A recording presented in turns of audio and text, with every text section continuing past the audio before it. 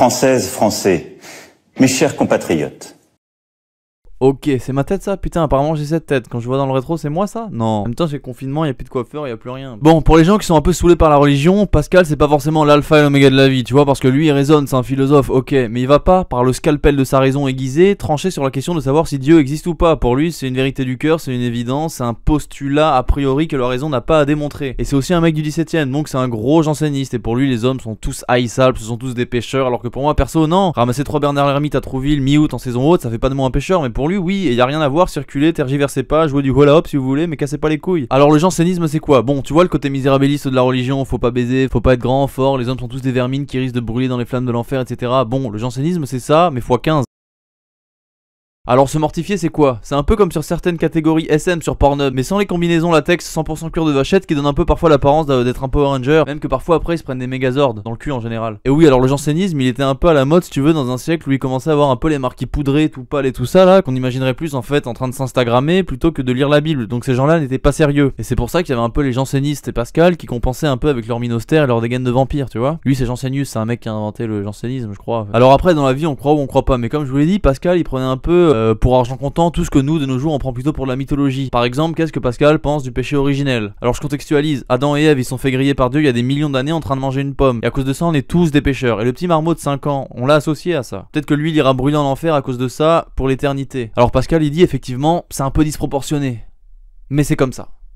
Mais c'est comme ça, il dit que c'est comme ça. Et je rigole pas, il le dit sur chapitre 3 ou 4 de ses pensées, regardez sur Wikisource, c'est indiqué. Tu peux rien dire avec des mecs comme ça, tu peux rien dire, voilà. Et cette inflexibilité de la part de Pascal, moi je l'impute à quoi? Au fait que c'est un mec un peu particulier, en fait c'est un mix, si tu veux, d'autiste matheux et de dévot un peu bigot. Donc c'est un mec qui a l'air sérieux et sincère quand il dit de croire en Dieu, etc.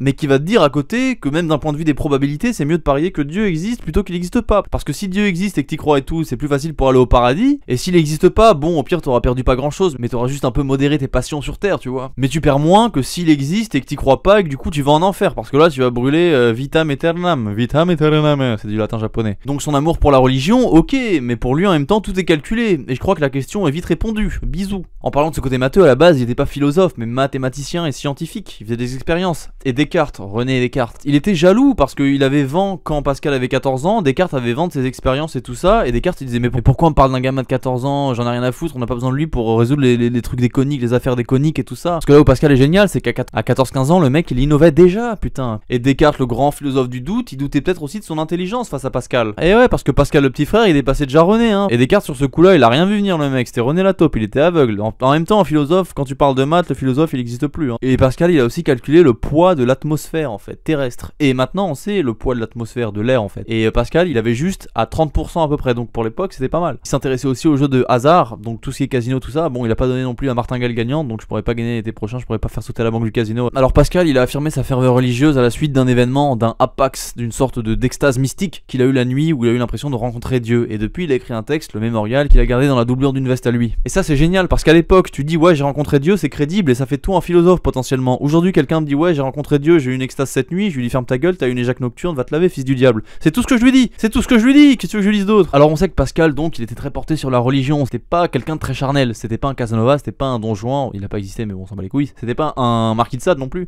c'était pas tout ça. Ses mœurs n'étaient pas très légères, mais quand on connaît un petit peu l'enfance de Pascal, on se dit que c'est un peu logique tout ça. Tout ce qui relève de sa non-passion pour le sexe et tout, c'était logique. Déjà, il était de petite santé, hein. Il était toujours en PLS dans son lit. Il a même un jour accueilli Descartes dans son lit, comme ça, le mec, alors que lui il avait 15 ans. Et t'imagines, c'est comme si aujourd'hui.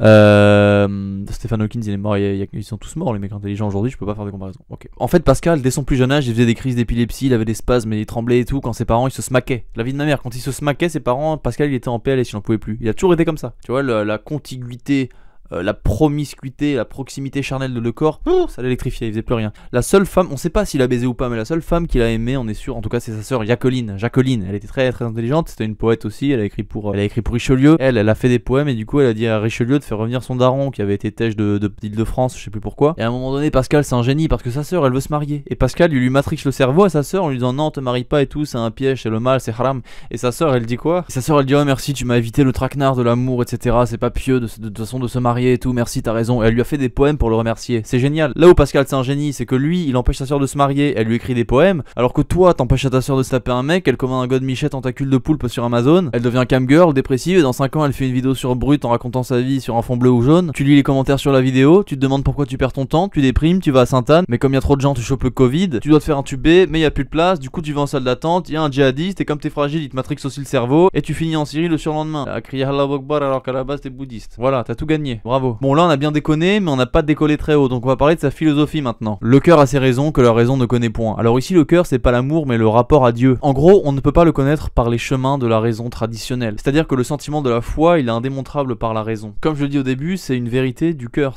c'est un postulat de départ. En fait, l'idée c'est que la raison c'est un outil, elle peut pas parvenir à démontrer les principes premiers, les premières croyances des gens. C'est pas la raison elle définit pas absolument tout ce que tu crois dans la vie. Très long, et même tu peux te faire l'expérience à toi, tu verras que c'est pas le cas. La raison, elle déduit toujours à partir de matière qu'elle a et sur laquelle elle peut s'appuyer. La raison, par exemple, elle peut définir une stratégie pour atteindre un objectif, mais l'objectif ne peut ne pas être raisonnable. La raison est un outil, voilà. Donc le truc de Pascal, vu que c'est un janséniste, lui, c'est que l'homme sans Dieu est misérable. Il est assez pessimiste, Pascal, et pour lui, il faut passer sa vie à essayer de se rapprocher, à rechercher Dieu. C'est le seul remède aux misères du monde. Donc faut pas chercher ce remède-là en nous, ni à l'extérieur, mais en Dieu. Lui, il pense aussi que les gens, ils ont besoin de se divertir pour échapper au sentiment de leur propre vacuité, de leur vide. Quelque part, le besoin de se divertir, qui est un concept clé chez Pascal, je trouve que ça correspond bien au dicton « la nature a horreur du vide ». Donc l'homme, quand il n'est affairé à rien, se divertit. Dans le travail ou dans le plaisir, un divertissement ne veut pas dire forcément loisir, ça veut aussi dire se divertir, se détourner de la misère humaine qui est inhérente à notre condition. En fait, Pascal, il tient le cycle de la vie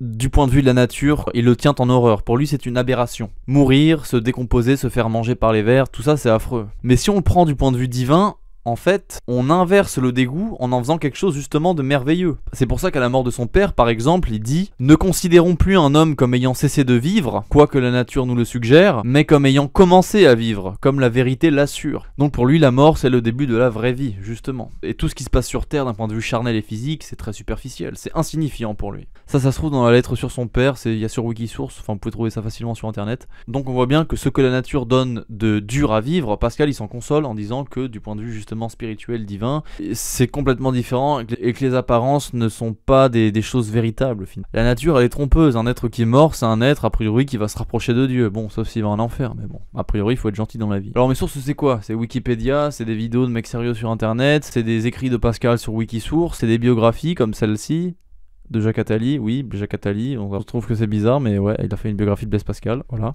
Bisous.